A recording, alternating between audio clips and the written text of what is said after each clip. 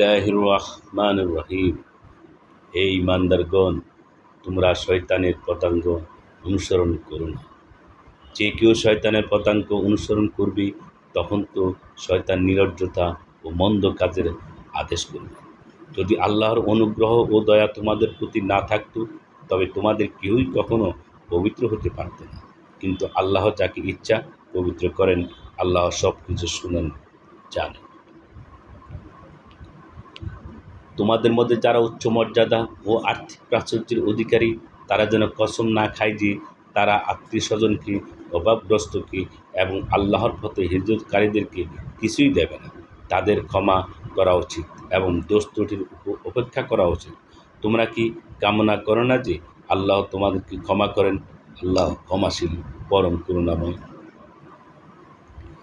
যারা সতীসাধ্বী নিরীহ ঈমানদার নারীদের প্রতি অপবাদ আরোপ করে, তারা ইহকাল ও পরকালে ধিক্কৃত এবং তাদের জন্য রয়েছে গুরুতর শাস্তি।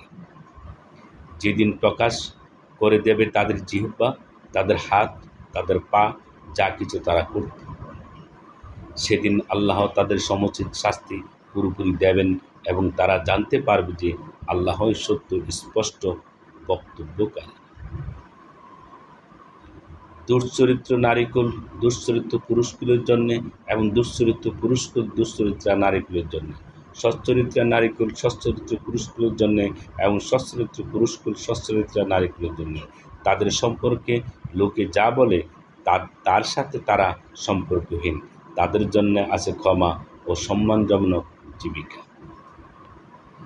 হে মুমিনগণ, তোমরা নিজেদের গৃহ ব্যতীত অন্য গৃহে প্রবেশ করো না, যে পর্যন্ত আলাপ পরিচয় না করো এবং গৃহবাসীদেরকে সালাম না করো। এটাই তোমাদের জন্য উত্তম, যাতে তোমরা স্মরণ রাখো।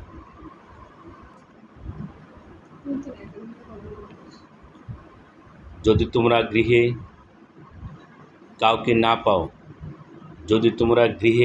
না পাও, তবে অনুমতি গ্রহণ না করা পর্যন্ত সেখানে প্রবেশ করো না। যদি তোমাদেরকে বলা হয় ফিরে যাও, তবে ফিরে যাবে। এতে তোমাদের জন্য অনেক পবিত্রতা আছে এবং তোমরা যা করো আল্লাহ তা ভালোভাবে জানেন। যে গৃহে কেউ বাস করে না, যাতে তোমাদের সামগ্রী আছে, এমন গৃহে প্রবেশ করতে তোমাদের কোনো পাপ নেই এবং আল্লাহ জানেন তোমরা যা প্রকাশ করো এবং যা গোপন করো। মুমিনদেরকে বলুন, তারা যেন তাদের দৃষ্টি নত রাখে এবং তাদের যৌনাঙ্গ হেফাজত করে। এতে তাদের জন্য খুব পবিত্রতা আছে। নিশ্চয়ই তারা যা করে আল্লাহ তা অবহিত আছেন। ঈমানদার নারীদেরকে বলুন, তারা যেন তাদের দৃষ্টিকে নত রাখে এবং তাদের যৌনাঙ্গের হেফাজত করে। তারা যেন যা সাধারণ প্রকাশ্যমান তা ছাড়া তাদের সৌন্দর্য প্রদর্শন না করে এবং তারা যেন তাদের মাথার ওড়না বক্ষদেশে ফেলে রাখে এবং তারা যেন তাদের স্বামী, পিতা, শ্বশুর, পুত্র, স্বামীর পুত্র, ভ্রাতা, ভ্রাতুষ্পুত্র, ভগ্নীপুত্র, স্ত্রীলোক, অধিকারভুক্ত বাদী, যৌন কামনামুক্ত পুরুষ ও বালক যারা নারীদের গোপন অঙ্গ সম্পর্কে অজ্ঞ, তাদের ব্যতীত কারো কাছে তাদের সৌন্দর্য প্রকাশ না করে। তারা যেন তাদের গোপন সাজসজ্জা প্রকাশের জন্য জোরে পদার্চনা না করে। মুমিনগণ, তোমরা সবাই আল্লাহর সামনে তওবা করো, যাতে তোমরা সফল কাম হও। তোমাদের মধ্যে যারা বিবাহহীন, তাদের বিবাহ সম্পাদন করে দাও এবং তোমাদের দাস দাসীদের মধ্যে যারা সৎকর্ম করেন তারা যদি নিঃস্ব হয়, তবে আল্লাহ নিজ অনুগ্রহে তাদেরকে সচ্ছল করে দেবেন। আল্লাহ প্রাচুর্যময়, সর্বজ্ঞ। যারা বিবাহে সামর্থ্য নয়, তারা যেন সংযম অবলম্বন করে, যে পর্যন্ত না আল্লাহ নিজ অনুগ্রহে তাদেরকে অভাবমুক্ত করে দেন। তোমাদের অধিকারভুক্তদের মধ্যে যারা মুক্তির জন্য লিখিত চুক্তি করতে চায়, তাদের সাথে তোমরা লিখিত চুক্তি করো, যদি জানো যে তাদের মধ্যে কল্যাণ আছে। আল্লাহ তোমাদেরকে যে অর্থ করে দিয়েছেন তা থেকে তাদেরকে দান করো।